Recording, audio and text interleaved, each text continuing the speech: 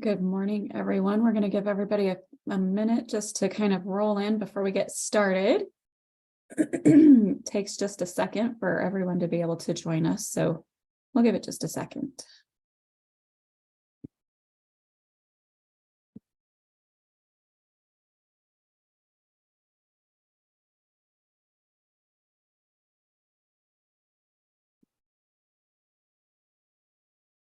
All right. Hello and welcome to today's Wyoming Community Navigator Program webinar. We are so thankful that you all have joined us for our presentation today. I'm Mandy Bailey, the Advising and Education Director for the Wyoming Community Navigator Program. I'm going to be your facilitator today, so I'll be working behind the scenes. If you have any questions or problems, technical difficulties, I am not a technical guru, but I'll do my best to resolve those. Just to give you guys a little bit of information, first of all, make sure you monitor the chat. If you have questions, feel free to pop them in the chat, the Q&A box. We'll look at those as quickly as possible. So the Wyoming Community Navigator Program is funded through the U.S. Small Business Administration and utilizes the Wyoming Entrepreneurial Support Network to reduce barriers that all small businesses often face, including those owned by women, veterans, those from rural communities, and communities of color. We do this through the hub and spoke model, using our collective efforts to pursue our goals. We provide training, access to capital, and access to other resources to help small business owners build resiliency and ultimately be the driving force behind Wyoming's economic recovery. Today, we are going to hear from Deegan Williams, the new financial model, how to manage key financial metrics and be profitable and busy. So I'll just give you a brief overview. Deegan is a distinguished chef in France and California, and she complements her valuable kitchen experience with a Mills College MBA. She is uniquely qualified to strategically assist food businesses and organizations by providing concrete advice and strategic direction to reach their next level of success. So with that, I am going to turn it over to Deegan. Hey, you guys, thank you so much. Hi, Mandy. Thanks for that lovely setup and introduction. Let me go ahead and share my screen. Great. Thank you so much. I am delighted to be here. I love this subject. We have 51 slides today. I will go through most of them. I'm going to skip a few I may skip a few depending on the questions and answers that we have going on in here, but the slides are all available so that you guys can go back and do. And the ones that I might skip will be like the technical ones if we don't want to do math together. But I am delighted to be here because I believe that we do have a new financial model that's happening in the last couple of years in the hospitality industry. So welcome. And okay, good. The slideshow works. It's not just one stuck slide. The new financial model, how to manage key metrics for profitability and success. So there's some challenges, and I always believe that success and opportunities come through our challenges. So by knowing what our problems are, we can find our solutions. So they kind of go back and forth like addition and subtraction, and we can run with that. Welcome. I am delighted you're here. I love this subject, and I'll explain why along the ways I love this subject. But teaching and working with food and beverage business owners, anybody in the hospitality industry, about their financials and their financial model and how they can get to success and profitability is something that I shock myself to say, but I thrive on this and I love this. So please know that this can be an interactive thing. This is here to serve you. If you have questions or need to know something along the way, or I was confusing or anything along those lines, or you want to say, hey, I think my business is different, please feel free to jump in. I'm not going to harass you a whole bunch about questions because who wants to sit through that awkward silence of a presenter saying, do you have any questions? But please know, raise your hand, unmute, send a chat to Mandy or, that have somebody say, answer your question, because again, this is here to serve you. So today is going about equipping you with the tools and skills that you need to be financially viable and operationally successful. Most food and beverage business owners really focus on operations. And in fact, there are 4 areas of a business that need to be focused on or that are real, and operations is only one of them. Now, in hospitality, it's a super important part. But there is operational efficiency, financial analysis, branded marketing, and culinary excellence, right? There are 4 different areas that really need to be looked at, and we get focused on operations, and sometimes those other 3 get lost. So the last couple of years have been a roller coaster, right? We were having a tough time rolling in from 2019 to 2020. There we were rolling along. Unemployment was low, rents were going up, the financial model of restaurants and hospitality industry was like getting a little tight, not a little tight, getting tighter, and it was uncomfortable. And it was like, how do we make ends meet? What do we do? And then never in our wildest dreams, or never in my wildest dreams, did I understand the impact of what a pandemic would really have on all of us and in the industry. Like the faucet just turned off on somewhere between March 12th to 15th. Like it just turned off. That changed everything, right? And then there was this roller coaster. I don't need to explain it to you because you lived it all alone, making sourdough in your home or struggling in your business, trying to figure out how to make ends meet. So I'm not going to explain the specifics of your experience of the roller coaster, but it's been a roller coaster. And then we're like, it's okay. It's not okay. We're going back. We're not going back. And there's the model that says, are we back to normal? And then there's the other model that says, we're never going back because that didn't work. And wherever you land on that spectrum is kind of irrelevant for this particular moment, because what we do know is, it's not that it's irrelevant, it's you can be anywhere in that, and this seminar still applies to you, is what I'm trying to say. So the challenges that I see them to be is that we have staff shortages, increased wages, low and or erratic sales, unpredictable sales. We used to have much more predictable sales, or it felt like it anyway. Rising costs, right? Meaning staff wages are going up, cost of goods sold are going up, everything is going up. My cell phone plan went up by $5 a month. I'm not sure why, but it was because due to the increase inflation, or due to increased costs due to the pandemic, your cell phone bill is going up $5 a month. Not really sure how that happened or why that needed to happen, but it did. And I have to tell you, because as a customer, I didn't understand why I was having a price increase there. I can understand why food is happening, is changing, but I don't understand why my cell phone bill, like it's same service, right? Why is that going up? I felt a little peeved about it, and I started looking for a new cell phone provider. Is it really worth it for $5? I'm not sure. But the fact is that they just said, here's this $5 charge. It's happening with no explanation. I got a little ruffled, or, went back. So there are rising costs and government support, right? It's not that there's no more government support, but the idea of PPPs and EIDLs, not happening, right? Like we don't have money. We don't have new programs coming out that we know of on a regular basis. And let's also just mention what I didn't put in a slide, but we should talk about the elephant in the room for just a second.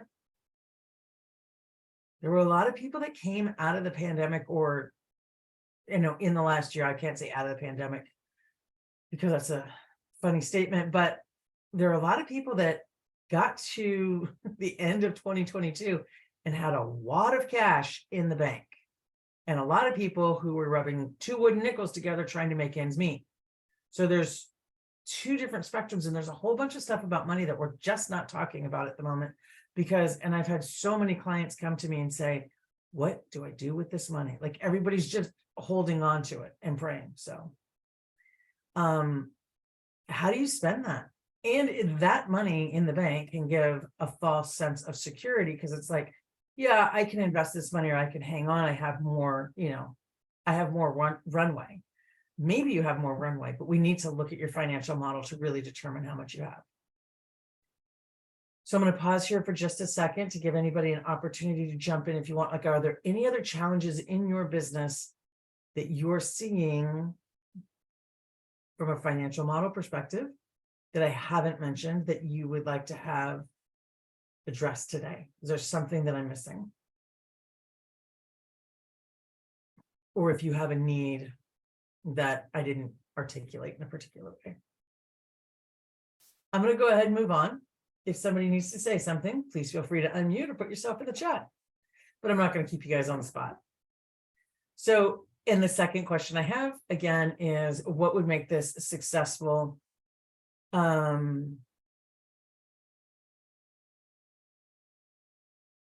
would make this a successful seminar for you? I'm sorry, my phone was turned down, but not turned off. So what would make this a successful seminar for you? That's really important. How can I help? Mandy, I'm going to let you go ahead and manage the chat and interrupt me if you need to. Yep, absolutely. So we're looking for like, what solutions and what problems do you have that I don't necessarily know about? In case we haven't met, here's a brief overview. I'll keep it quick because it's odd to look at a picture of myself while presenting, and I'm not that important because this is more about you guys, but I'm a classically trained chef, meaning I spent 9 years on the other side of the pond learning to be a chef, and I learned how to slice and dice and pull sugar and build a croquembouche bouche and do fancy things with food, but I knew nothing about being an actual chef. I knew how to cook and they called me a chef, but they didn't know about how to be a business owner in any form whatsoever. So that ended up being quite the problem, because I came back from France and I was like, hi, I'm a chef. And it was like, I didn't know how to order food. I didn't know how to lead people. I didn't know how to hire people. I knew nothing. And I looked around and realized, well, I'll tell you that in a second. I've been I was a chef for 25 years. I've been a food business consultant for 15 years. I own a small company called Culinary Business Strategy, which helps bring the next level of success to food and beverage business companies. And the reason why I do that is specifically because I didn't know how to do any of it as a chef, and I needed some support getting there. I was also an SBDC advisor for 9 years. I've created courses and seminars for the SBDC. And that's wrong. It's not your host for the next 60 minutes, for the next 90 minutes ish. And so that's kind of who I am. I have several different courses online. Well, my private courses online. I've delivered the Food Business Entrepreneurship Training Academy to the SBDC. I mentioned that because it's a concept that I want you guys to all have. This is not meant as a pitch at all, but it's a 10-part series from soup to nuts of, I want to start a food and beverage business, but I'm not sure how. And then I'm in business. Now, how do I get financially successful? So there's 2 different levels and there's 10 parts, and even just the syllabus of that would, and I'm happy to share any of that, anything that I have, that I believe that all ships rise with the rising tide. I'm happy to share that syllabus with anybody if need be, just to have a framework to think about how your business works. And the reason why I think that's so important, I have to get rid of that picture of myself because I can't stare at myself all day long. The reason why I think it's really important is because I didn't have those models and those frameworks. And like I said, so many of us in the hospitality industry get stuck in operations because there's so much going on. We're drinking from the fire hose. And it's kind of this idea of like, I'm doing the best I can. So this workshop is for you if you have a financial problem, or maybe you just want a financial solution. You don't actually have a problem, but you want a financial solution. You want new financial management tools and skills. I hope that's it. Or if you're frustrated or intimidated or concerned about money, you guys. So like I said, I started to say, I came back from France. I had been to cooking school. I had been in apprenticeship. I had worked in some really fancy places. I thought I was super fancy, and I thought I had another 10, 15 years ahead of me before I became an executive chef, that I would learn as I went. I landed back on the West Coast of the United States at a time when it was cool to have women at the helm of fine dining restaurants. I was the first generation of women that came up through the rank and file in restaurants. It wasn't the first generation of women in restaurants but many others had to like buy their own restaurant, build their own restaurant. There was no room for women to come up through the rank and file. I did that not because I'm so amazing, but because that's where I was born and that's how I fit into the line of things. But there was for 3/4 of my career, there was no other women around. And now, like when it switched like that, and there's women almost everywhere. It's really important to notice that we don't have mentorship, we don't have training. And I didn't know what I was doing. And I kind of treated it like I was illiterate, in that I was afraid to tell anybody that I didn't know what I was doing. So I learned how to do all of this stuff on the side by myself. And I was hiding because I really thought I was the only person that didn't know. And then I looked up and realized most chefs don't know this stuff. Took me a while to figure it out. And that's when friends and friends of friends started asking me to help them. And I organically, by accident, basically was training myself to become a consultant. So, and here's the thing, the last thing that I want to say about my personal story to share with you is that because I want you to know that I come by the numbers honestly. Like, I couldn't count past 10 if I didn't take off my shoes and socks. I was a chef, I was an artist, I was creative in the food world. I couldn't do that number stuff. It just took away. I was, from who I was as a person, and it didn't make any sense. And also numbers were scary. Numbers were worse than going to the dentist. And I had to work it so hard because I was so afraid of it. And now I realized, and I promise you this, like if you have any fear around numbers in your industry, in your business, if you can drive a car, you can do all the numbers and more in the hospitality industry. It's not hard. The concepts are hard because they're scary and intimidating, but we can translate them. And that's kind of what I can do, is I can translate this into any language that you need to hear it, depending on how you learn. And that's why this is an open and interactive seminar, is because if you don't get it, I know it's intimidating to do, could be intimidating to do with a bunch of other people, but I would love somebody to be like, you just spoke gibberish. Can you say that another way? I would be happy to say it another way, because that's how I learned. Right. And so I would love to help bridge that gap. That's the reason why we're here today, is to bridge any gap of stuff that you don't know. Okay. So that's what this workshop is. Mandy, do I need to pause? No, I think we're good. Wonderful. Thanks so much. Okay. What we're going to cover today: the financial model and how it changed, tools to support your profitability. Because here's the thing, if you're not making a profit, it's an expensive hobby. I know that can be painful to hear. That's how it goes. If it's not, if you're not making money, it's an expensive hobby. We're going to look at costs and menu prices, and we're going to look at reading financial reports. We're going to do a whole bunch of other stuff too, but those are like the 4 main topics. Okay. The reality of the matter is, who has a financial model? Almost no one. Yeah, I think that's true. I was going to pause and I was like, wow, that's kind of negative, but not many people have a financial model. The financial model is work really hard and pray that we have enough money at the end of the month or the end of the week to pay the bills, right? Then we have a lot of things. What is a financial model? Financial model is think of it, even if like you had a job and you had a paycheck and you were making $1,000 a month. You're making $2,000 a month and you get paid twice a month, on the 1st and the 15th. You can't pay all of you can't pay all of your bills on the 1st, because then you will have no money for food or gas. Unless you have a budget that has your food and gas in there, which would be super cool from a financial model perspective. But chances are you're paying your rent on one month and then you're paying your rest of your bills on the other, the second week, right? For the second bill. So the financial model is that your bills need to be lower than how much you're making, right? So there you have it. Then we're going to look at how that financial model has changed and why does it really matter? What it really matters is, I was just saying this to a colleague the other day, and the frustration is, how do we get clients that can understand how important the financial model is and why? And she asked me, she said, why is it that most restaurant owners or hospitality business owners don't have a financial model? And the truth of the matter is, as much as I can, stand on a soapbox about it, is we can get away with not having it most of the time.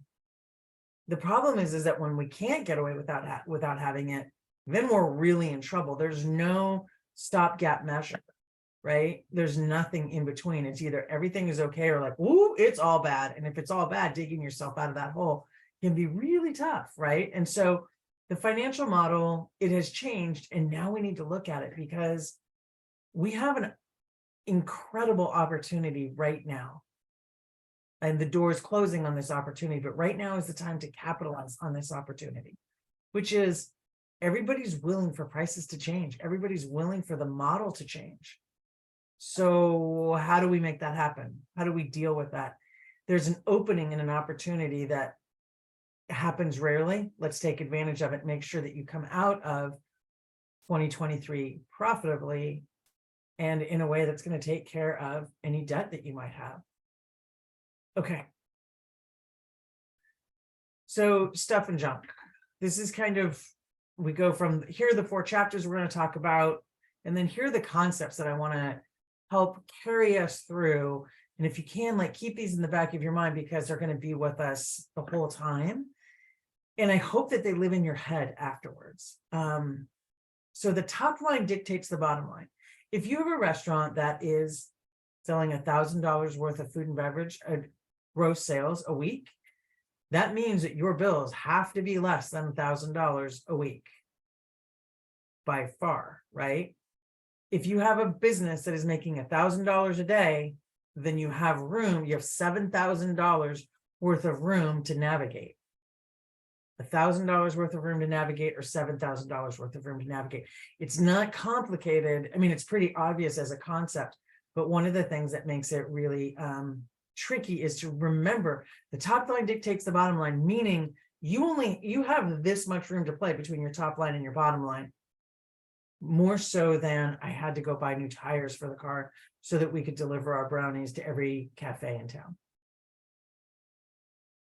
If the top line doesn't warrant buying new tires, then you're not getting new tires. And obviously that's a really important way of putting it, because the flip side is you're like, if the tires are bald, then we can't drive.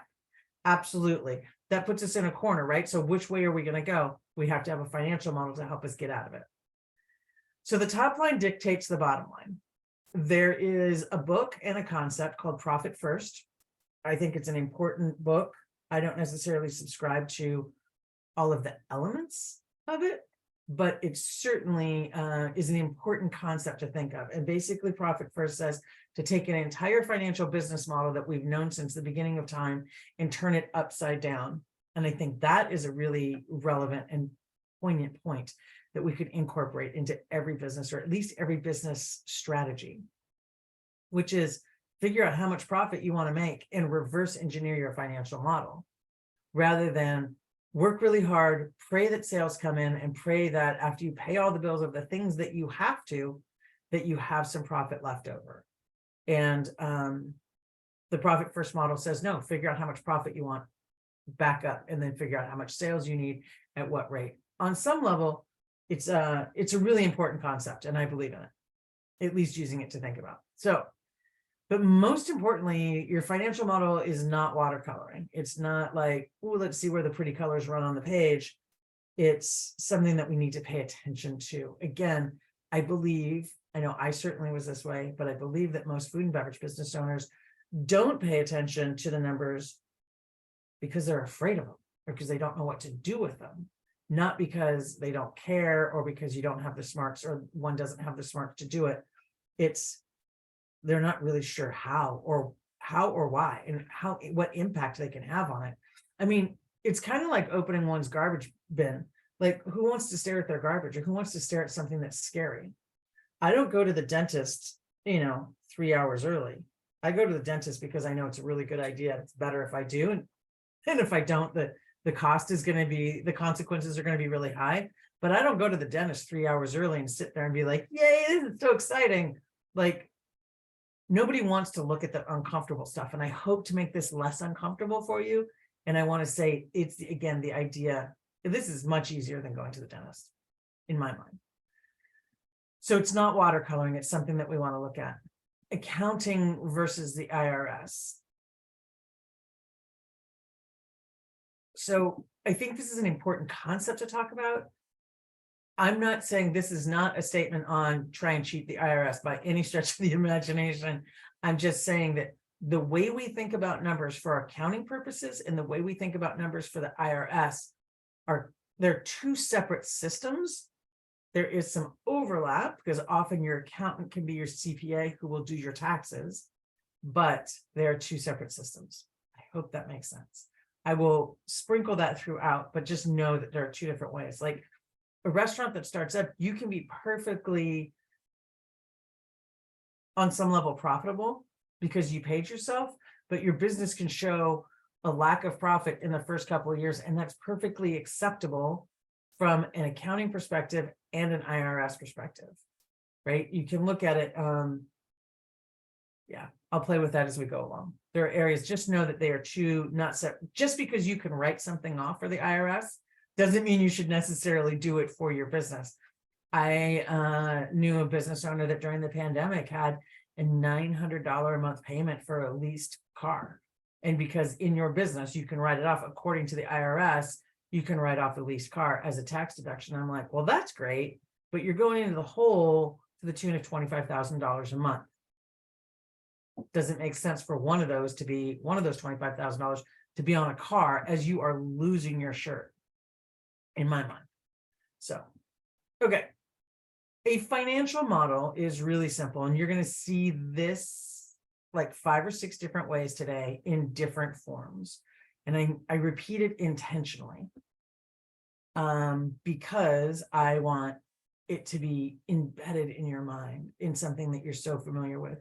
Think about your car, like if you have an older car and you get into it and it goes clink, clink, clink. And to you, it's no big deal because you know that it's just warming up. But if I get in and drive your car, I'm like, what's that noise? What's happening? It's okay. It's just something that we become so familiar with that we want to know exactly how things are going.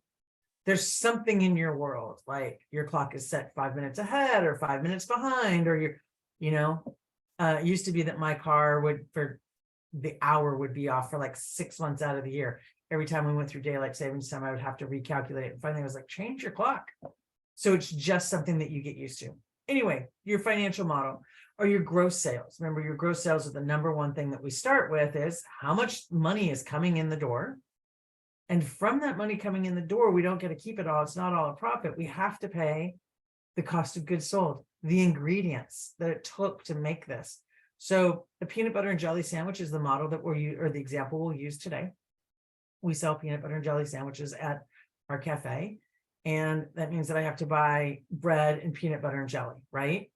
So from that, we can have, we have to pay back. So we sell a peanut butter and jelly sandwich for $5. And the first thing you have to do is pay me back the bread, the peanut butter, and the jelly. And then we have to pay the labor because we did pay somebody to do this. And even if it's just you and you're just starting your business, you're alone, I want you to still think about, we're going to pay you. We're going to build your financial model as if we are paying you, because if we don't, and you're like, oh, it's just me, my time is worth nothing. I completely disagree that your time is worth nothing. Your time is the most valuable time in the most expensive time in your business. We also have to pay for somebody. So I'm not going to pay you the $300 million a year that you want as a business owner, but I am going to pay you your $12 to $15 or $18 an hour, depending on where you are in the country. We'll just call it 15. We have to pay for that sandwich to be built. If we don't pay for that sandwich to be built, when we get busy enough and it comes time to pay somebody outside of myself or my friends and family, then my financial model crumbles, right? So we pay for the ingredients, we pay for the labor, and then we pay for overhead. And when we're starting out, you guys, all of this can be super cheap because I'm doing a Miko kitchen out of my home, or a friend has a restaurant and I paid for the permits, but I'm not paying rent. We want to build a financial model that is what I call being an honest business owner.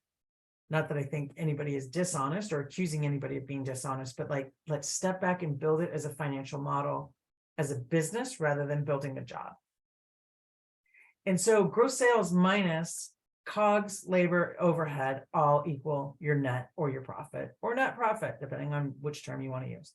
Bottom line is you sell something, you have to pay for everything, and then what's left over is called profit. And this is one way of looking at the financial model, right? We had gross sales minus, and then we have, with that, we take 30% to your fixed cost, 30% to your labor, 30% to your COGS, and 10% profit.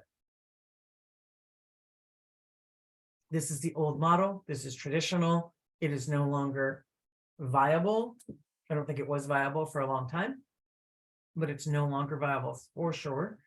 I put it up here just so we can look at it and we can have a means of which to build your new financial model. The reason why it doesn't work is because things have cost more money, but prices haven't gone up with it in the same way. The most important thing that I can share with you about this model are the 4 categories of where your gross sales come in, and that they all have percentages that add up to 100. So we can look at it a different way, because just looking at that old model still makes my head spin. It's 100. We sold $100 worth of stuff, $30 worth of peanut butter, jelly, and bread, $30 worth of labor, $30 worth of overhead equals $10 of profit. So we're going to look at some models as we're going through. Like I said, you're going to see this 6 or 8 times today. We're going to look at it in a different way, right? Some places, perhaps when I just spoke about this in relation to a peanut butter and jelly sandwich, one of the things that you could be thinking is peanut butter and jelly doesn't cost 30%. It's going to be peanut butter and jelly is going to be less, or breakfast and lunch is going to be less than 30%. So that's great. You can make up some money there. QSR, quick service, fast casual, what do I call it? Fast food has a lower food cost and a higher marketing budget than most other models. A really fine dining restaurant is going to have higher food costs and lower marketing, right? And so people are going to move around in this. And above all, what's really important is the most important thing about the old financial model is, does it work? A, does it work? And B, come from after working is, are you trying to fit into somebody else's shoes? Because the only reason why you have a financial model and a financial budget that we're going to talk about extensively today, the only thing that comes from it that is important is in relation to yourself. And it's not just like the idea of being on the playground, you say, don't worry about anybody else, just worry about you. It's not just that. It's like literally it's more important than that, right? It's A, don't worry about other people because you don't know what their inputs are, but B, you can measure your own and you can't measure somebody else's. What if I have a cafe that's like directly across the street from another cafe? And I'm like, they're busy, they're driving fancy cars, they look, like they're doing really well, or they look like they're not doing well, depending on whatever my perception is. It has nothing to do with anything because I don't know. We don't know if they have free labor. We don't know if they own the building and it was paid for 20 years ago and mom and dad or grandma and grandpa are like letting them use the building for free. We know nothing. And we also don't know that if they have done their own financial model. So if we copy them, we could be going down a road that's not so great. So here, bottom line is, or the top line dictates the bottom line. That's the main thing to get out of this, and that there are categories. So gross sales.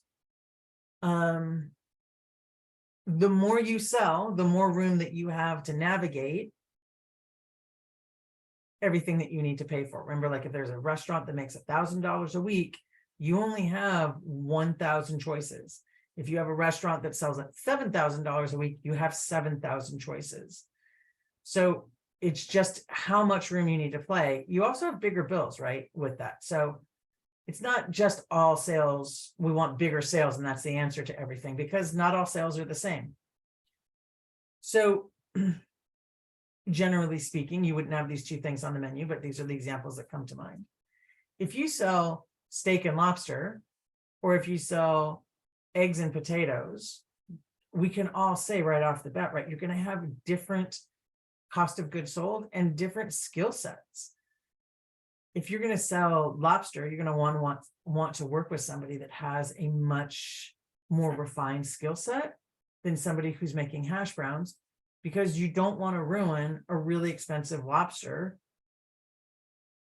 That's going to have a huge hit in your financial world, as opposed to potatoes. If they get ruined, they have a lot more flexibility, but B, you can replace potatoes for much less. So, not all sales are the same, because when you sell lobster, you're going to have a much higher food cost on it, and you're therefore less profit. But when you sell peanut butter and jelly sandwich or hash browns and eggs, you're going to have a lower food cost, therefore a higher profit. Now, does that mean to say that you should have all low food cost, high profit items? Yeah, that'd be super cool if you could. But there's this thing called a menu mix, right? And you want to mix it around, and bottom line is your menu overall has to make money. You can't just sell, in theory, you can't just sell lobster 7 ways. You need to sell lobster along with roasted chicken breast, because it has a lower cost of goods sold. So they balance each other out. That's really important.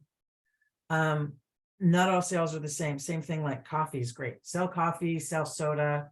I mean, from a financial perspective, sell soda out of a fountain, because it's, really inexpensive for the profit that's in it.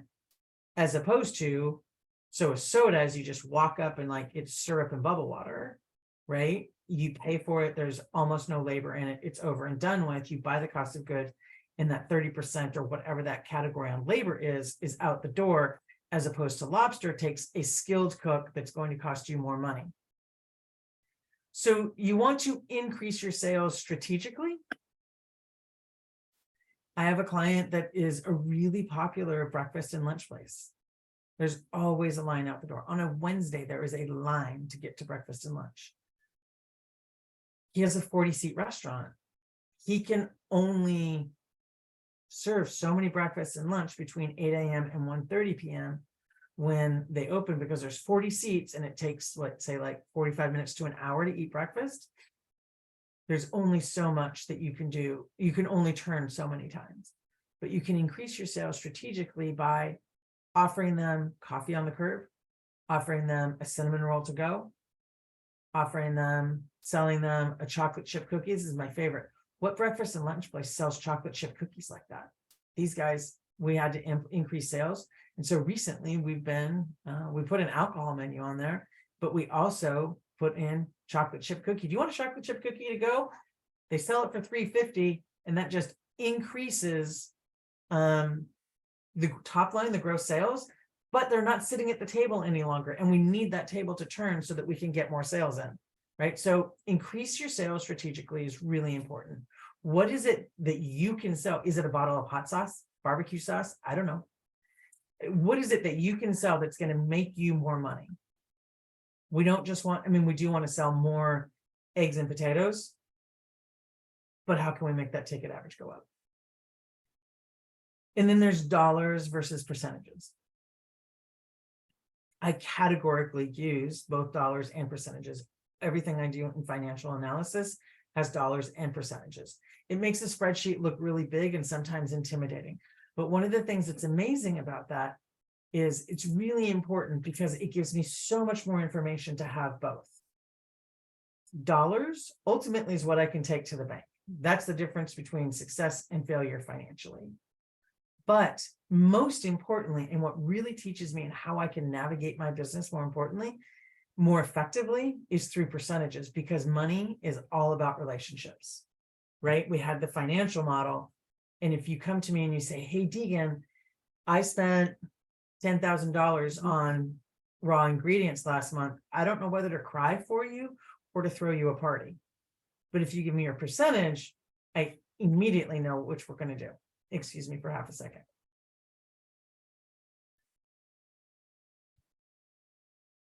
Okay.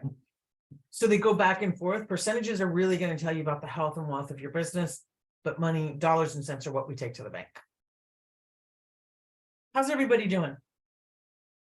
10:39. Anybody, or 11:39 for you guys? Anybody have anything they want to interrupt and be like, I don't get this, or slow down, speed up?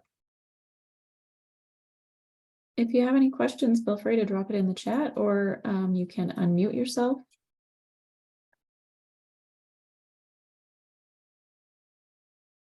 Nothing. Yeah, so we have all good, thanks. Thanks so much. Okay. So increasing top line, right? Your gross sales, your top line. The common reasons, if your top line is not where you want it to be, here's some common reasons, and these may be hard to hear, and I apologize, but I say them with like love and support. The product is not delivering on the brand promise or the customer expectation. I'm going to refer back to something else, which is that a brand promise, there is a brand promise for every single business out there. Whether it matches or not is unclear, but there is a brand promise out there, right? And so if it's mismatched and it's not making sense, then people are going to get confused and not know how to interact with the brand. People want, I often use the example of McDonald's when my sister-in-law and I drove across the country a couple of years ago. To me, McDonald's is like, or fast food is what you do when you're driving across the country. I don't like the smell of McDonald's, but we get in a U-Haul truck and I'm like, did you smell that cheeseburger? Like there's this way, for me, that's what McDonald's or fast food resembles. And so that's where the brand promise is. And suddenly I'm like, I think McDonald's smells great from 5 miles away because I just saw the sign on the side of the road. That is a brand promise that exists in the mind of the customer. And if there's any question about what that means, we also have, like, think about Nike, Harley Davidson, Volvo. Think about those brands. Coke, Diet Coke, A&W root beer. Like, do they bring up different feelings? That's the brand promise. So whatever that's bringing up in you at the moment, that's the brand promise. I don't know why I just came up with A&W root beer, but it was like an off-brand soda that none of us have thought about in a long time, unless you happen to be that one person that's like, I drink nothing but A&W root beer. But mostly, like, it's not super popular. It's not what's it's not really common, right? And so I might think of it as a lesser brand. It doesn't really matter. It's not like I'm drinking something else in root beer, but so the product is not delivering on the brand promise. I shared the other day an example of, I went to a restaurant and happened to get a burger and fries, and the fries came out overcooked and cold. And I didn't want to be that person, but they were overcooked and cold. And if you're going to, for me, if I'm going to splurge and eat, consume that number of calories, I want them to be hot and delicious. And so I said, I'm so sorry, but these are just cold. And it took 20 minutes to get new fries, and they came out, guess what? Equally overcooked and equally cold. I didn't say anything the second time, but I probably won't go back. And it's not that it's a bad restaurant from one thing, but fries are something that's really important to pay attention to. Potatoes are cheap. Make sure that they are great, right? And everybody has a different idea of what great is in fries. Some people like them crispy, some people blah, blah, blah, right? But make sure that you do what you do really well and that you test it.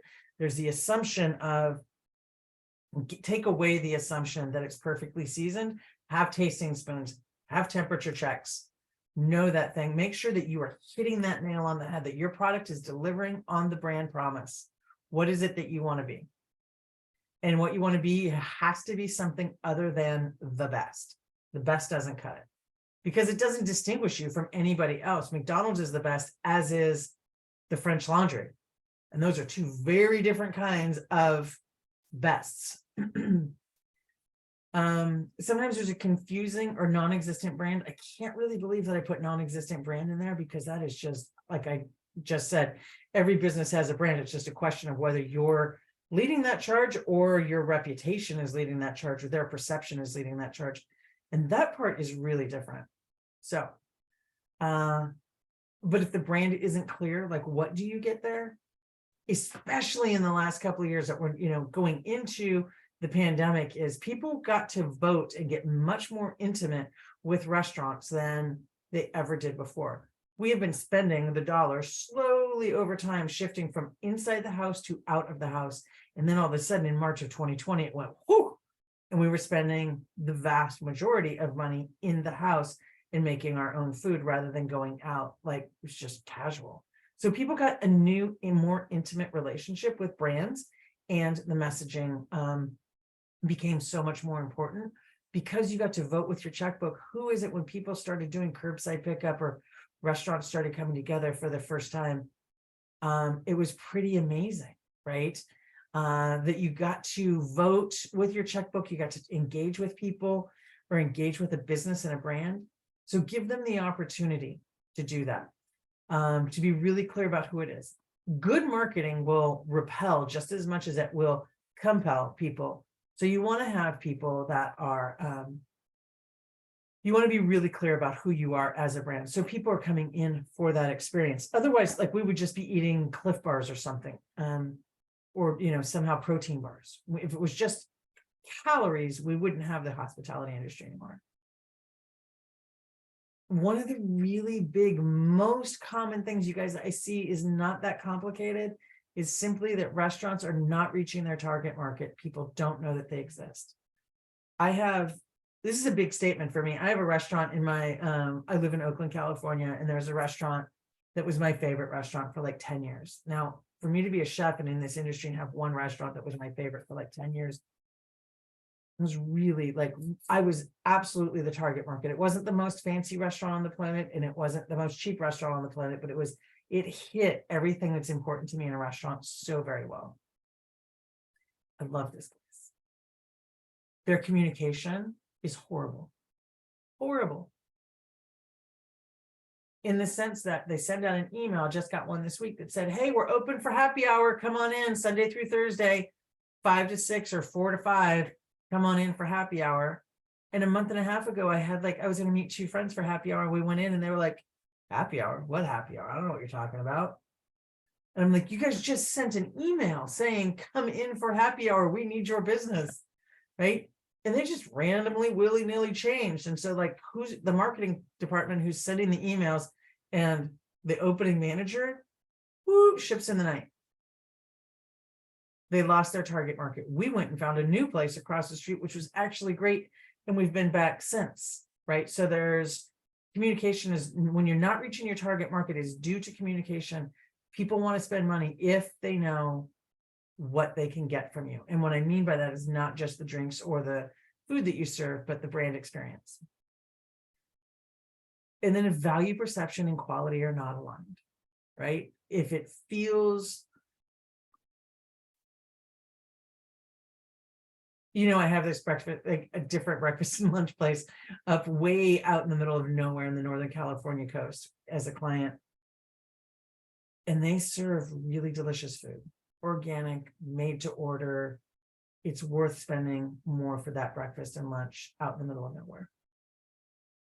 It's delicious, but they were selling something. It was like Corona, or I don't know. It was some beer that we've all heard of, but it was just a little too expensive that it made the entire menu look off. And I remember reading it and thinking, I forget what it was, but it was at the beginning of the pandemic. And I was like, $6 there? And if it was off, the value perception and the quality weren't aligned. It was like, no, maybe it was $8 or something for a $3 beer or $4 beer. It was something that felt punitive. And we want to be really careful. I'm not saying don't make a living, but I'm saying make sure that your prices don't feel punitive. And there are going to be specific things on your menu that are going to stick out when you're like, oh, yeah. So think about like when you buy milk and eggs, we all know exactly how much milk and eggs are because they're commodities, or things that we buy every week if you buy milk and eggs. Capers? Anybody have an idea of how much capers cost? No, because we don't buy capers on a weekly basis. It's not common in our world. So if there's something like Corona on your menu, make sure that that is aligned in a way that people are like, oh yeah, we'll take 2, at least from a financial model, right? Make sure that there's something that isn't the important things that deliver on your brand message are explained, make sense financially in somebody's head in a split second. And if they're priced out, if not, change the value perception to match the price that you need to have. It's not just take a lower profit margin, it's make sure that they work together. And that fits into my like 5R model, which I is not in this presentation, but I'll go through briefly. Is the 5R model is selling the right product to the right place, to the right person, at the right price, at the right time. Meaning everything is aligned and it makes sense more so than any one of those things. So value perception and quality need to be aligned. That's really important. And then lack of industry training. It's so often, not so often. Sometimes I hear folks saying I make, an amazing peanut butter and jelly, peanut butter cookie. And all of my friends and family say that I should open a business. Maybe, but your friends and family, unless they're buying enough for you to go past your break even, that's not your business model. Industry training, there are a lot of people that are in this industry that are trained on the job, started out at entry level, totally fine. But just like me becoming a chef, right? I was a really well-trained cook with the fancy title. And then all of a sudden there I was a chef and I was drinking from the fire. I was like, whoa, now what do I do? What is this like food cost and labor cost and ordering? As it turns out, you have to order before you run out of food. That was weird. As it turns out, you have to give people schedules a week to 10 days in advance, if not 2 to 3 weeks in advance, or better yet, have a consistent schedule, right? If you don't have that, guess what? People don't show up for work. So there's a lack of industry training, not simply because people don't care, but because there isn't training up above. And if you're having a tough time hiring people, offer training, help people be better than they were when they started working with you. And you're going to start attracting people that are really good. You're going to get a reputation really quickly. Okay. Increasing top line sales, increasing bottom line profit. Remember, what you get to work with is in between the top line and the bottom line. If the top line is okay and the bottom line is weak, the problem is in managing in between. If you're making $7,000 a month and your bills are only $5,000 a month, it's about how it's getting managed. But check it. You won't know that. You won't know if it's top line sales or if it's in the managing unless you have a business model, a financial model that you work it together. So you want to check your business model for your fixed cost, your overhead, and your assumptions. And what I mean by assumptions is we only buy so much. Like I only buy what I have to. I just saw for myself personally the other day, like I have 3 subscriptions that I'm like, oh, whatever, that's just Netflix. Oh, whatever, that's just the New York Times. It adds up to like $75 a month in things that I'm like, oh, whatever, that's no big deal. They all add up and they do. There are assumptions that I'm like, I'm like, Netflix doesn't cost money. I watch it whenever I want. No, it does cost money. It costs a monthly fee. So knowing your fixed cost when you start a business is really important. I'm assuming that all of you are already in business. If you're already in business, you can't really go back to your landlord most often, unless you're in a pandemic, and say, guess what? We're paying less rent this month. But so you have to know, you have to sell enough to take care of your fixed costs. And fixed and overhead are often confused. They're not always independent. They do have some overlap. Cost of goods sold, high-priced items first will have the biggest impact, and they're also typically the most perishable.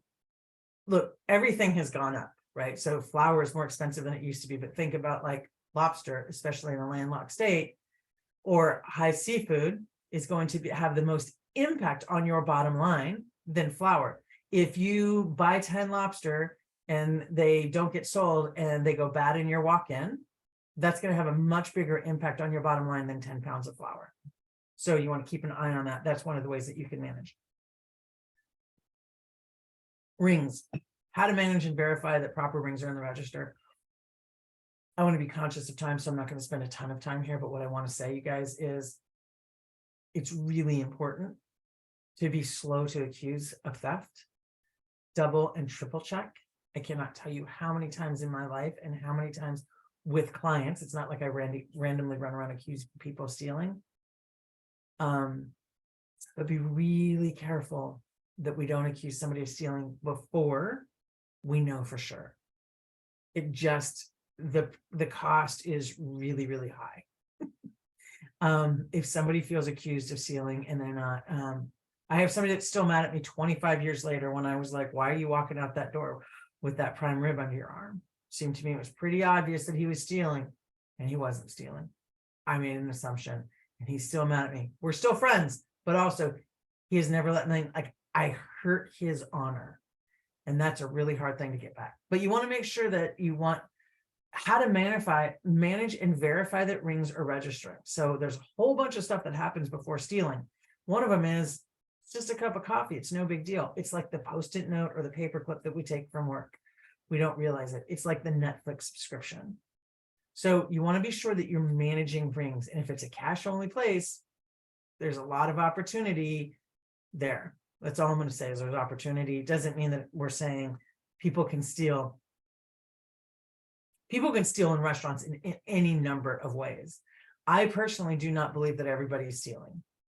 I know there's that reputation in the hospitality industry. I don't think it's true. In my experience, it's pretty rare. What's much more common is that people aren't charging because they don't realize that they need to. So in increasing the bottom line profits, you want to review daily sales reports and line checks. Daily sales reports are literally the most simple form is it's called the Z report, and it comes on every point of sale system or every cash register known to mankind, and was just this big old huge long ticker tape or tape. It's like, what did we sell? How many peanut butter and jelly sandwiches did we sell? How many burgers did we sell? How many French fries did we sell? Reviewing what we sell on a daily basis is just going to help. It's like brushing your teeth or flossing or driving your car. Like, you know where things are because you do it all the time and you pay attention to it. And line checks. I mean, one of the handouts that I'm going to offer at the end is almost kind of silly. You can do it your own, but a line check is literally walk down the line every single day and look at, are the tomatoes sliced or are they diced? Is the dice the same than when Mandy does it as opposed to when Deegan does it? Because it needs to be the same. The customer doesn't care who's working, right? So you do line checks every single day. And what I will say over and over was what gets checked is what gets done. What gets measured is what gets accomplished. So if you check your line and you realize that your burgers are always 6 ounces and that somebody's weighing them and it's not just kind of like, yeah, it's about this size, that's good to go. That's going to impact the client or the customer. And so we want to make sure. So daily sales reports and line checks, I guarantee will increase your profit without even having a clue. And then manage and reduce incremental losses. Incremental losses are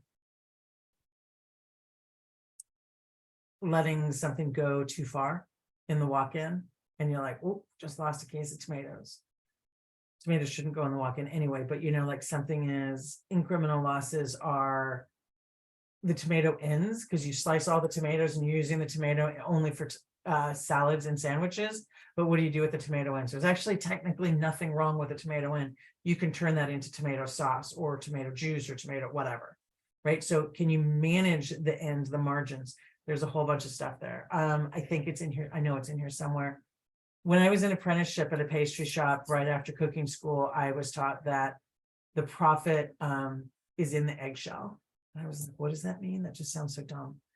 But literally in the pastry shop that I was apprenticing in after cooking school, we had to break dozens and dozens of eggs every day, just on and on. And so my job was to break eggs, and I had to learn how to do 4 eggs at a time. And I thought it was really cool because I learned how to do that. What ended up happening later is actually the owner and the pastry chef came back and said, no, don't do that. He made me take my thumb and run it through each eggshell over and over again in a separate bucket to teach me a lesson. By the end of the day, or by the end of the egg, you know, I had this many egg whites and I could make macaron and sell them, and there was profit there. So that's a little bit, any cook I've ever told that story to goes, that's ridiculous, I'm not doing that. I'm just saying there's profit there. Cost of goods sold. So cost of goods sold, that's great. I'm glad I repeated myself. Often I get questions about cost of goods sold.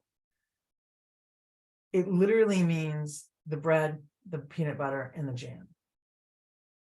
Does it mean the plate?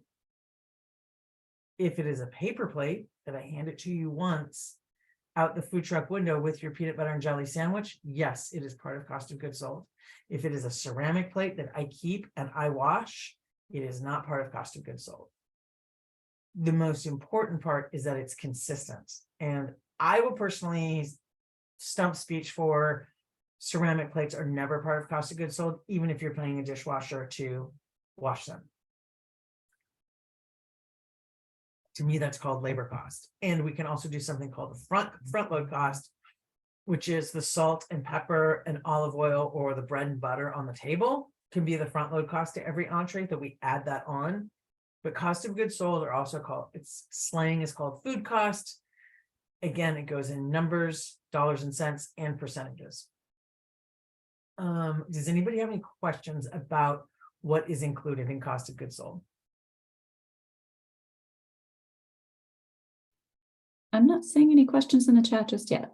Okay, sounds great. So then I am going to skedaddle through the next 2 slides and not go into a whole bunch of details, because this only makes sense if we're working it together. And otherwise, I'm just going to talk about numbers that are going to put you all to sleep. If anybody wants to workshop their food costing, I will do this for you pro bono. I want to have conversations with people about this, because I mean, a 30-minute call. You know, the thing is it is so important to me that you guys get your numbers down, that not you guys, that we all have our numbers down, that I'm happy to do it. Then in the slides, there's a real world food cost analysis that takes it from 2 trains are leaving Penn Station at the same time in opposite directions, kind of word problem that you go, this doesn't make any sense. So I break it down and make it really simple. And the reason why we have real world food cost analysis is it helps to set your prices. It's not setting your prices and then reverse engineering and hoping it works. If we actually set it up, then we know that we're selling something at a profit that makes sense. And I know that this was a concern that came up, right, in creating this workshop. One of them is like, how many times can we increase prices? Well, as many times as we need to, but I would highly recommend that we build next month's profit into this month's menu prices, so that we don't keep changing it, because people don't feel like they're getting the short end of the stick. We use food cost analysis to keep up with competition, to have a sense of what's going on. You can't sell Corona for $9 a bottle. I know I keep changing that price, but you can't sell it if the restaurant next door is selling it for $3. I mean, I guess you could, there would have to be a reason for it, right? We all know in the airport, it's going to be really expensive. And we all know that, you know, buying at the grocery store is going to be less expensive, or whatever it is. You want to have an idea of what it is. Above all, I do really think it's super important that we don't base our prices based upon our competition, because again, we don't know what they're doing, but we can also take it out to have a sense of what's going on in the world. We do need to actually live in this world. So we don't know, because how are they sourcing ingredients? What food prep methods they're using. I mean, some people are making peanut butter chocolate chip cookies, and some people are buying frozen chocolate chip cookie dough. The people that are buying frozen chocolate chip cookie dough put it on the table or put it on the cookie sheet, bake it, and they're good to go. The labor is super low, but the cost of that cookie is probably higher than buying flour and sugar and eggs. So we don't know their food prep methods. And we use food cost analysis to guard against waste and inefficiency. This is super important because it's really common, is we're like, I just buy what I have to. It's not all that much. I buy only the minimum. And we don't realize that we are throwing away half a case of tomatoes every week. So it keeps us paying attention to, are we losing inventory to spoilage? So we do have a question in the chat. Yeah. With the way food prices are fluctuating over the last year, especially eggs, how does a restaurant, especially one selling egg breakfasts, adjust prices in order to not decrease profits?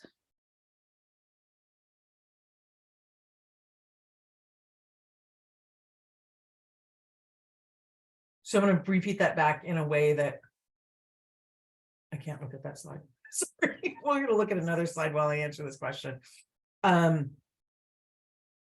So eggs, 1 week they cost 25 cents each, and the next week they're costing 50 cents each. And unless you change your prices, 25 cents of your profit just got consumed in 1 week. Is that basically the question? That's what I'm hearing. So what do you do? Like, how do you work that out? Well, eggs are really important, right? Especially in a breakfast restaurant or in a place that's selling eggs. I would increase the prices. Again, literally, I would increase the prices. I would rather do a bigger price increase jump than a bunch of little ones. A bunch of little ones, because it's going to feel punitive to the client.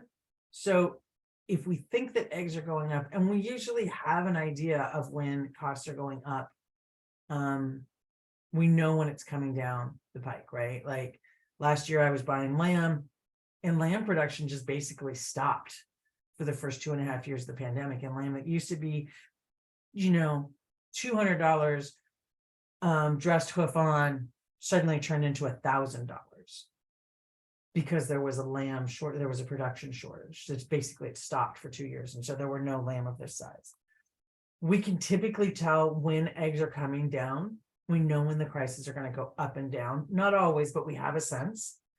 I think that food costs are stabilizing now, and if not, are going to drop.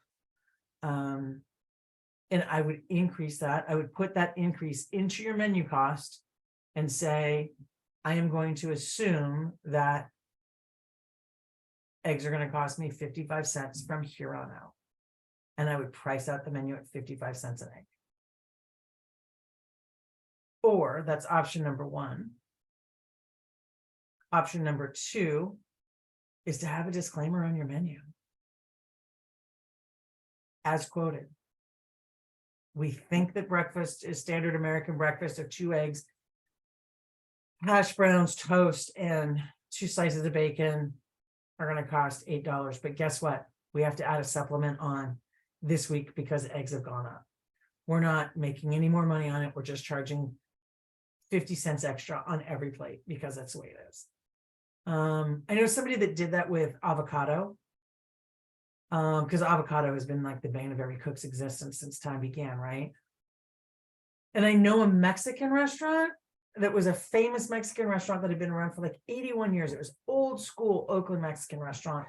And they were like, we just can't deal with the fluctuation. So we're buying frozen avocado, stabilized avocado. And you know what? It looks like frozen stabilized avocado. I think I'm the only Californian on the planet that doesn't love avocado, but I'll tell you what, everybody's an aficionado. That is one of those exclamation point moments that you do not want to mess with. So it's better to give them really good avocado guacamole rather than some frozen product that tastes like shoes and charge more. And if you just stand up and say, it's January in California, the closest avocado is coming from 3,000 miles south of here. It's really expensive and the quality sucks, so we have to deal with it. Flat out just talk to people.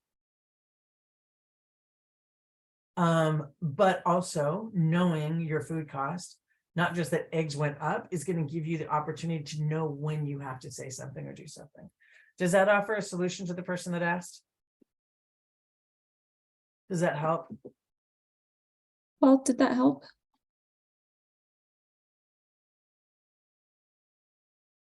Yes, thank you. Great.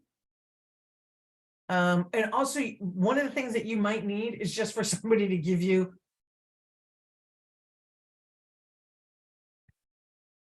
I've never said this in a webinar before, but a seminar before. I mean, you might just need somebody to give you a hug because also it was like really painful. And maybe, I mean, eggs are going to fluctuate again. But what you guys saw in egg prices in the last couple of years, just before the pandemic and during the pandemic, was really painful. And you might just be like somebody to give you a hug and be like, I totally hear you. That was rough. And now here we are today. Let's build a financial model.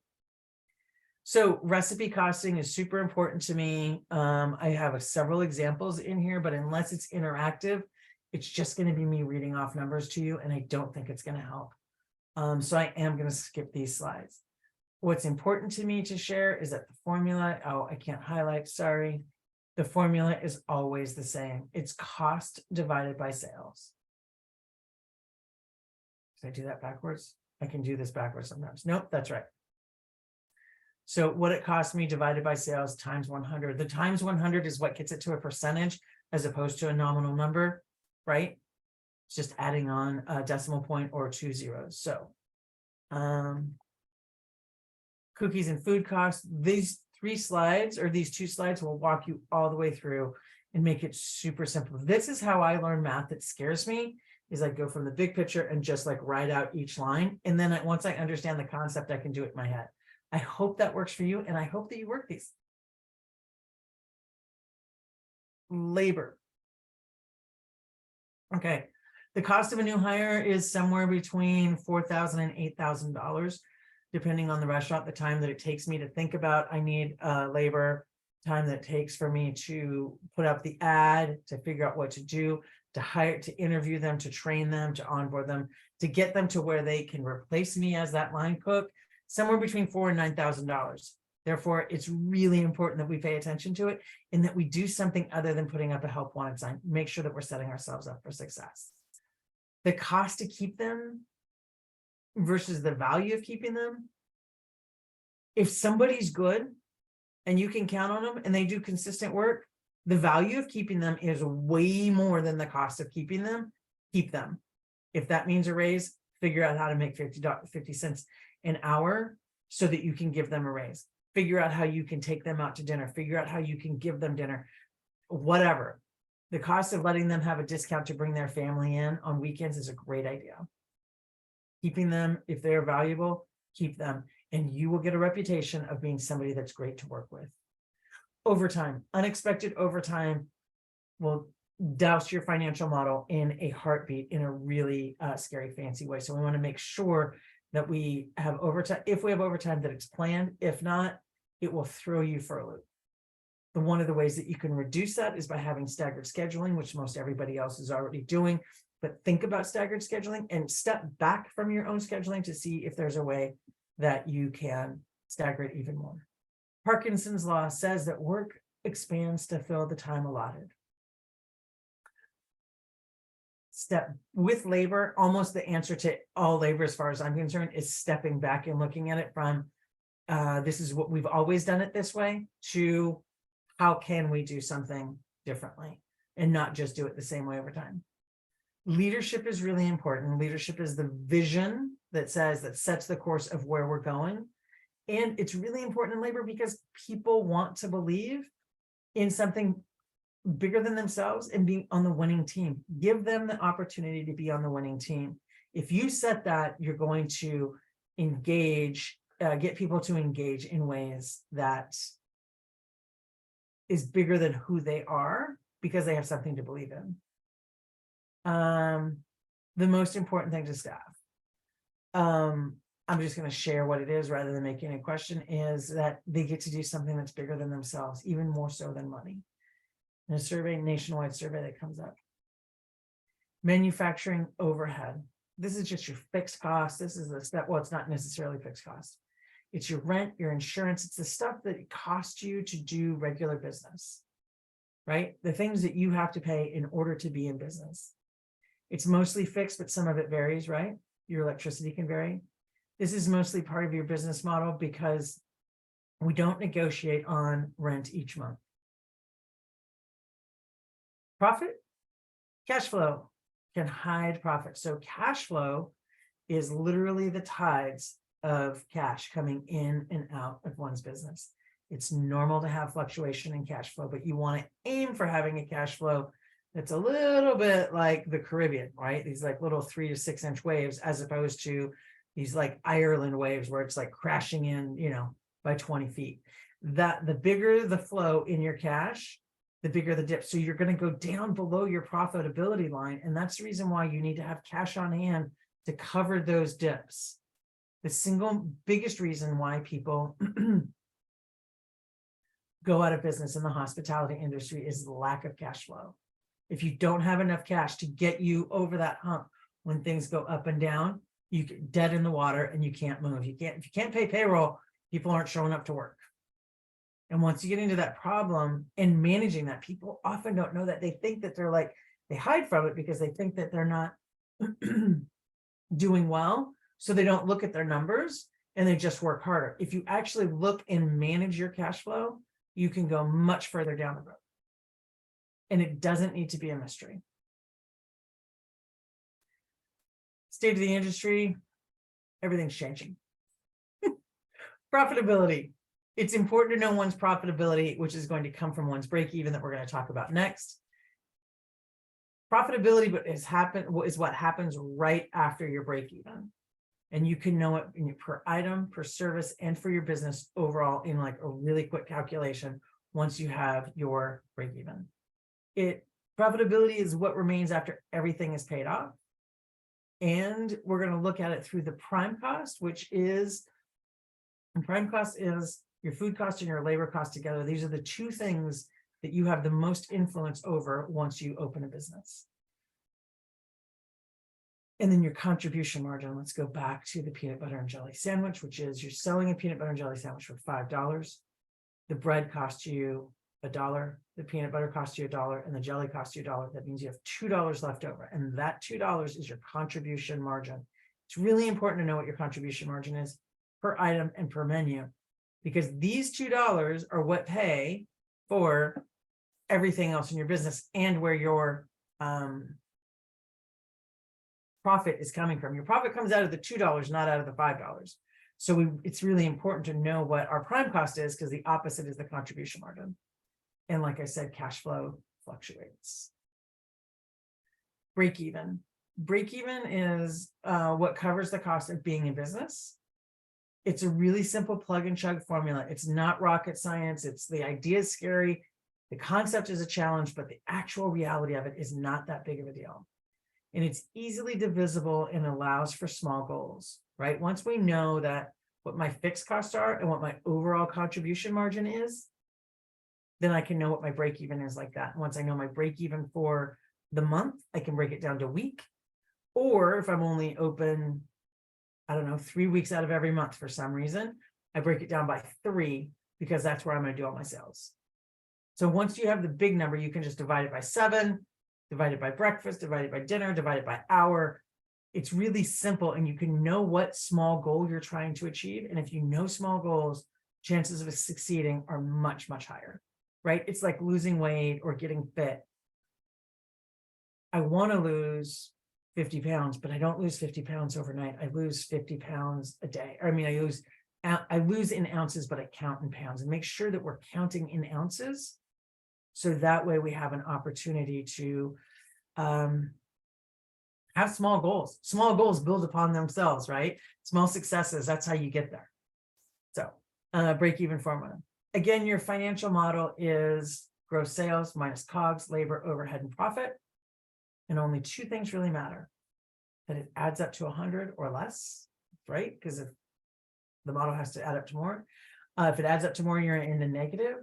And it only matters in relation to yourself. You want to have cost of goods sold so that you can measure how you're doing. Again, I don't know what's happening over in Mandytown, but I do know what's happening in Deegantown. And so I can make adjustments in relation to myself. Otherwise, I'm just guessing. I think this is almost the last time you're going to see the financial model, but I just want to share that it changes across different sectors, and it doesn't matter only in relation to yourself, right? So you can have, each one has 100, your gross sales are at 100%. Your COGS in fast food is low, but your overhead is high because you're spending, McDonald's and Burger King spend a lot of money in marketing, convincing us that we should go to McDonald's or Burger King, as opposed to fine dining is just like works on reputation and word of mouth, not exclusively, but they don't buy billboards across the nation. Okay. We have that only 2 things matter. Great. And your financial model is in a different way. It's the same numbers as the last slide, but I want to remind you that your prime cost is your food and beverage, your raw goods, cost of goods sold, and your labor, and your raw materials plus your labor are your prime costs. And Deegan, what are the CPG add-ons?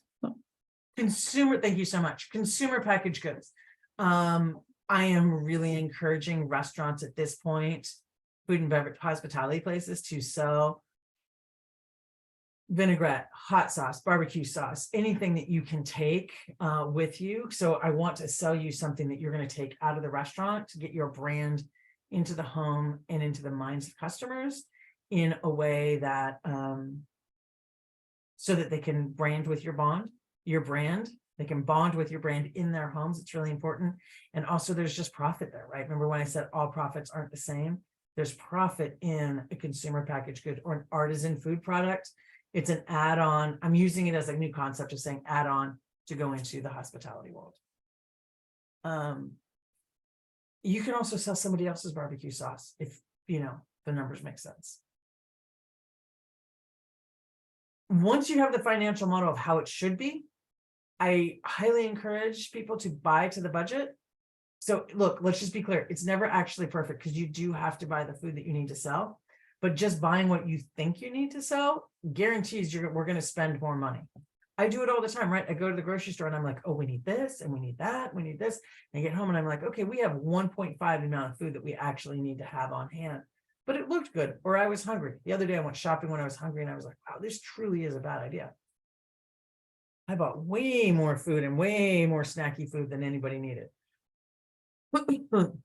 So, don't buy what you think you need, like shopping when you're hungry. Buy what you can from your model. Knowing your model is going to change this and help a whole bunch. It's never perfect, but it's really going to help. The idea of like, but I was busy and I had to buy more. Yeah, true. When you're busier, you have to buy more. You have to buy more for a Saturday than you do a Wednesday. Absolutely. Putting the budget in there is going to help reduce overbuying. I'm a strong proponent of the weekly scorecard, which is that we take our point of sale systems and we look at the models and like, what were our gross sales? What were our highest profit margin? What was our labor? If I look at it on a weekly basis, I am going to have much more influence and interaction with my brand, with my financial model than I did any other time. Building a weekly scorecard is an impactful tool. And like I said, line checks, making sure that we have about the right amount of diced tomatoes that we think we're going to need for this service, maybe a little over, maybe a little under, depending on your circumstances, but having them rather than we just ran out of tomatoes or we have too many diced tomatoes and now we have to throw them all away. I am not going to pause there because we don't need to. Cost and menu prices. Inflation is real. Inflation is weird, but it's still all about relationships. Again, I think we've covered this in like, build your margin into what you think it's going to be within reason and then communicate. So build a profit and flex into your model. If we think that eggs are going to be 50 cents, then we're going to back up on it. I have done this with a pie shop. I had a client that would go to the pie shop and continuously, like sometimes she would buy like white raspberries or really sometimes she was making an apple pie and sometimes she was making a raspberry pie. We all know that apples are less expensive than raspberries. And she's like, so how do I do this costing? And what I did is I built categories. So you can do raspberries and blueberries over here, and you can do peaches in the middle because we only buy peaches in season. And then we do apples here because they're always going to be less expensive. So there was more categories than this, but like everything had to fit into one of those categories. Within the raspberry category, sometimes when there was a whole bunch of raspberries that were secondary products that were too ugly to sell for fresh raspberries, but they were so good for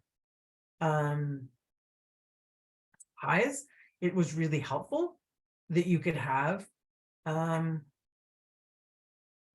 you could make a higher profit margin within that category. And so you had a range that you couldn't go out of that. And sometimes you made more and less, but that category was designed to make your minimum profit. Build a profit. That's what I just said, profit and flex. I mean, your cost of ingredients, your COGS is actually a calculation, which is cost of ingredients divided by menu price, or menu price divided by cost of ingredients. I always say that backwards. Knowing your food costs has a really bad reputation. Everyone's like, oh, that's so hard. We're not going to do that. It's not that hard. It's hard to set up. It's a pain in the neck. It can be tedious to set up. But once you have it set up, it's super easy. You can change it like that. You can literally do your cost of goods sold in 5 to 10 minutes a week. And the way that how you cheat and the takeaway easy way out, this is the first time I've ever put this in a webinar and said it out loud, or a seminar and said it out loud. Calculate your lobster, calculate your eggs, calculate the top 5 to 10 most expensive things on your menu and forget about the other. If you have to cheat, cheat that way rather than not doing it. The numbers tell a story because it's all about the relationship. If you measure against the model and you read your reports, you will find your story every time. And I already shared with you guys about the profit being in neighborhoods. There are 4 financial reports, and I'm going to pause there and ask, how do people feel about financial reports? Are you confused on them? Do you know what they are? Is it something that you want to dive into? We have a few minutes left and I can take those minutes to dive into the financial reports, or if people are like, I know what they are, I don't need an explanation of them, I am okay to stop there or to skip the detailed explanation of financial reports. Does anybody want to know what those are? Chat's anonymous. If you have time, go for it. Okay.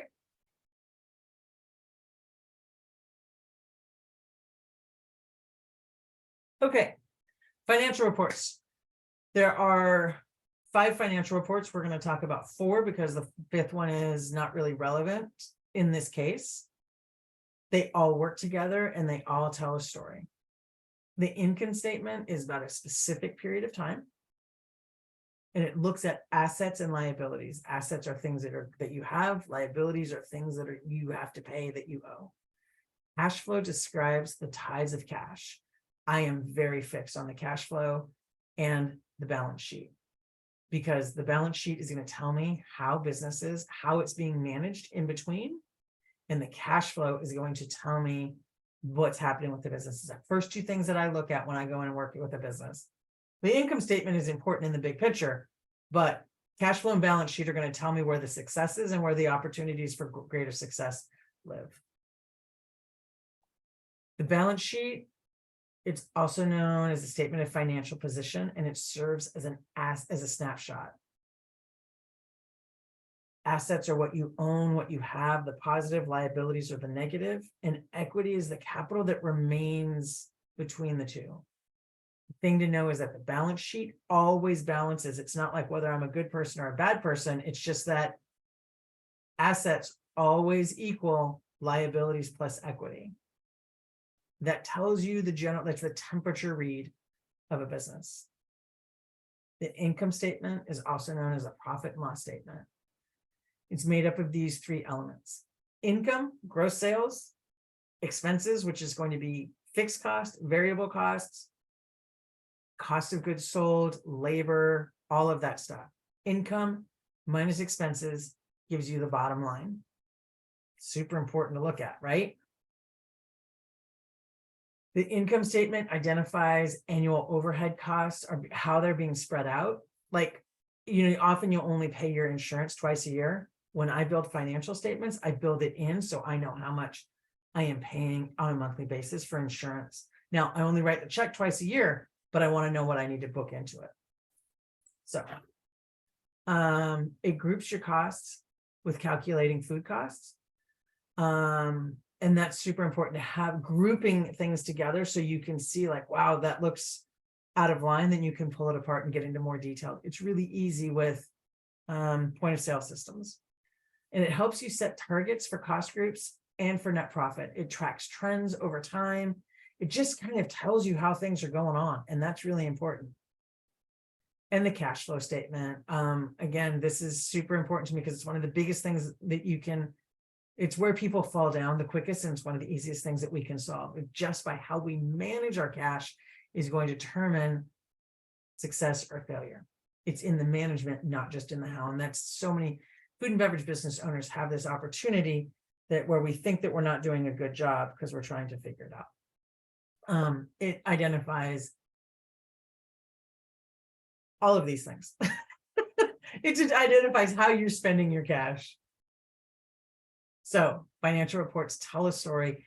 If you look at your reports, you can pull out charts and graphs. It's really easy to do in a point of sale system. A lot of times I do it in Excel for clients. And you can, when you look at it in a chart or graph, which Excel will do for you, or financial accounting software will do for you as well, it really helps. The income statement, once again, shares a specific period of time in assets and liabilities. The cash flow tells you about the waves of the cash, and the balance sheet is the big picture and the cash on hand. Today, what we covered were the 5 key financial chapters. These chapters tell a full story better than the cash on hand. A lot of times we measure our success by the cash on hand, and that's not necessarily true. Cash on hand just means we haven't paid bills this week. We can achieve the complete financial story by building a financial model, working within the parameters of that model. Don't just buy because we need to, buy if we need it. Knowing the break even and creating a budget from the model that incorporates both dollars and cents and percentages, because percentages are important that tell us about relationships. Buying to the budget, though it won't be perfect, is really smart rather than just winging it off the top of our head. Think of it as going grocery shopping when you're hungry. We want to manage people and ingredients. We want to give them the most opportunity for success that they possibly can have. And it's really important to be an honest business owner. And I put an asterisk there so nobody thinks that I'm accusing. It's not that I think that we're lying. It's just if we stop and look at our stuff, that makes us an honest business owner. Like, what's really happening here rather than what I think. Remember the tomatoes in the airplane, but don't confuse the horizon regularly. That's a lovely little anecdote that I didn't share today, but basically it's important to know that airplanes spend about 99% of their time course correcting. Qualitative and quantitative, knowing the difference between what feels good and what measures good. It's really important. People are actually always going to buy on qualitative, how they feel and what they buy and what they get when they come to you. But you have to measure the numbers in order to be able to continue to do that. There are handouts and resources that are available, a food costing worksheet, which I have, but also you can find a bajillion of them online, the inventory and line checks and slides and notes. That, ladies and gentlemen, is what I have for you today. And yet, once again, still 1 minute over. My name is Deegan Williams. I hope that this helped. And my goal is to not hear myself speak, but to get tools and resources into your hands so that your business is more successful. If anybody would like to unmute or share any questions or concerns, I would love to hear about it. Let me know how this worked for you. Mandy, it's all you. Perfect. If you do have a question, drop it quickly into the chat. And as always, Deegan, thank you so much for being here with us today. We're so thankful that you were able to come. That was so much valuable information. We do have a brief survey at the end of this that you'll be sent. If you could answer that as well, that will help us with our future offerings for webinars as well.